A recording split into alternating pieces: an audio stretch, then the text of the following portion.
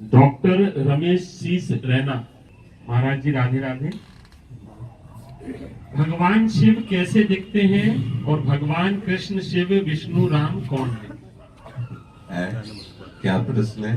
भगवान शिव कैसे दिखते हैं पहला प्रश्न। दूसरा, भगवान सही माने में तो उत्तर है जैसे आप देखना चाहते हो वैसे दिख रहे हैं अब भी।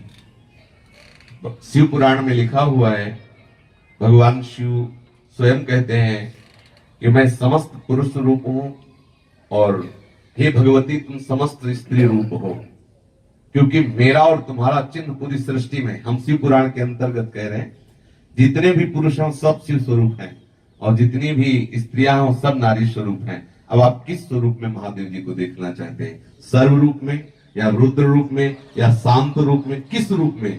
जाकी रही भावना जैसी प्रभु मूरत देखी। प्रभु कैसे? तुम्हारी भावना जैसी वैसे। किसी की भावना है कि प्रभु का रूप नहीं, तो प्रभु अरूप रूप से अनुभव में आते हैं। किसी की भावना है प्रभु राम रूप, तो राम रूप में। आज हमारी भावना कामी है तो कामिनी रूप में।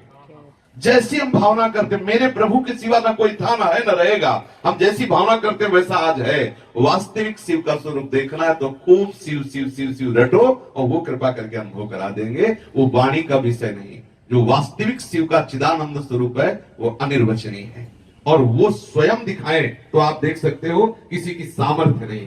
स्वयं जाने के देहु जनाए, और जब जान जाओगे तो तुम में और उनमें अंतर नहीं रह जाएगा। समझ पा रहे? दूसरी बात क्या थी? माइक पहले उनको माइक दीजिए, कुछ बोलना चाहते हैं जी।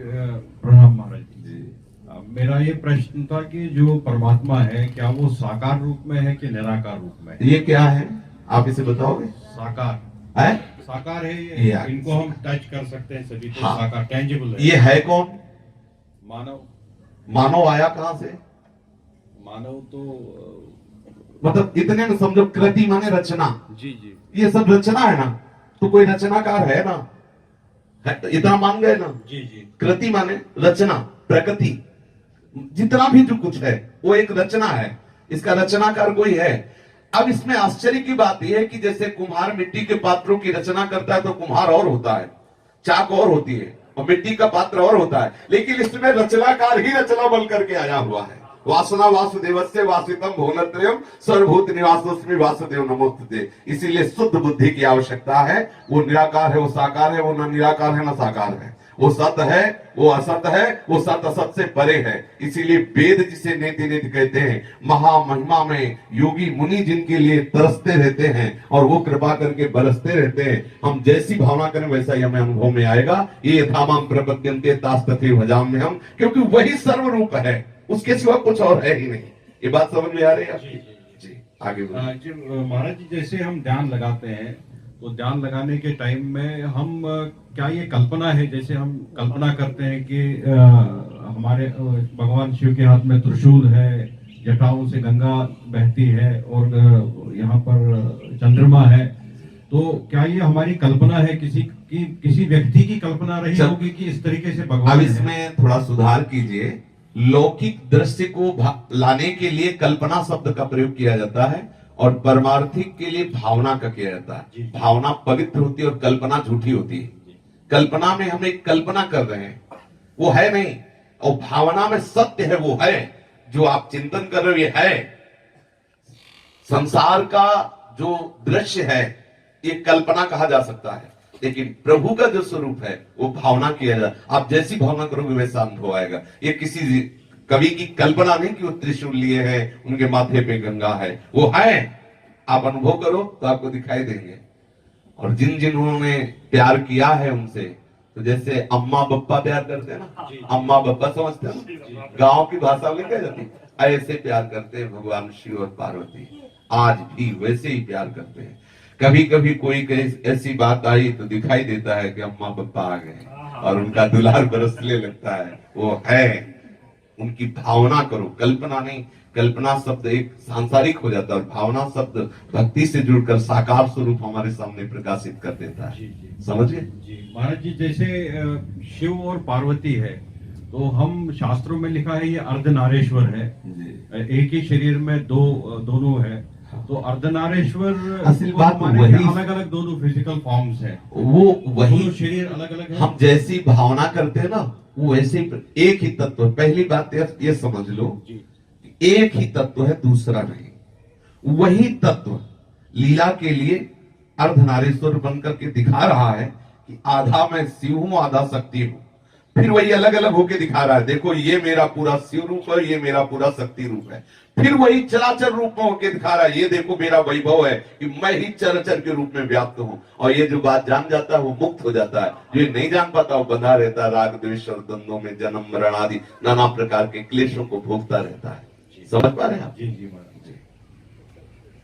भगवान कृष्ण शिव विष्णु राम कौन है? एक ही है।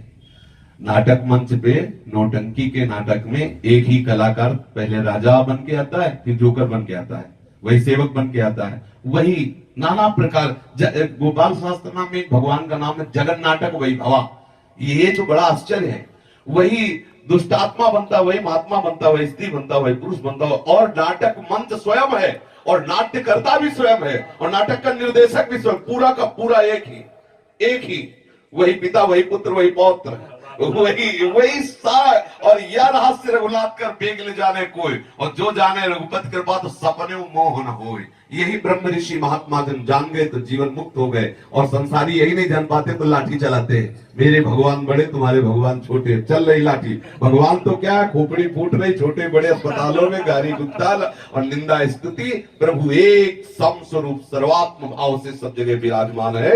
वही राम है, वही कृष्ण है, वही शिव है। ये तो बहुत बड़ी बात हो गई। वही दुष्टात्मा है, वही महात्मा है। विद्या विनय संपन्ने ब्राह्मणे गविहस्तिनी सुनीच सुपाके चा पंडिता समदर्शिना। विद्या विनय संपन्न ब्राह्मण में, गाय में, हाथी में, कुत्ता में, चांडाल में एक ही श्री कृष्ण विराजमान, अर्थात एक ही श्री कृष्ण ये सब बना हुआ है। जो ऐसा जानता है वही पंडित है, वही शिव है, वही सौ है, वही राम है, वही कृष्ण है, वही सब कुछ है। अब कह दिया जाए वही सौ है तो कान खड़े होंगे, वही सौ है, और सौ से ही भगवान का अवतार हो रहा है। पृथु और अर्ची अवतार सौ से हो रहा है। वेन के मरे हुए शरीर से भगवान का अवतार हो रहा है, पृथु और अर्ची का। अब बोलो वही है ना, वही शिव है, वही सौ है, वही शक्ति, वही चराचर जगत एक है। जो एक समझ गया वो मुक्त हो गया, जो अनेक समझ गया वही भ्रमित हो गया। बस इतना अंतर है।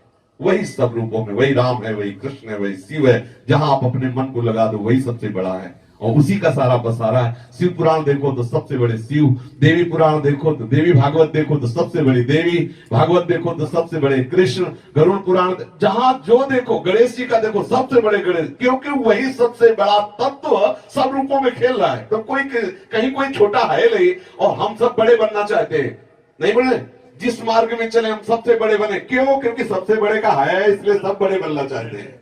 क्योंकि ये लक्षण है, पिता का लक्षण पुत्र में आता है।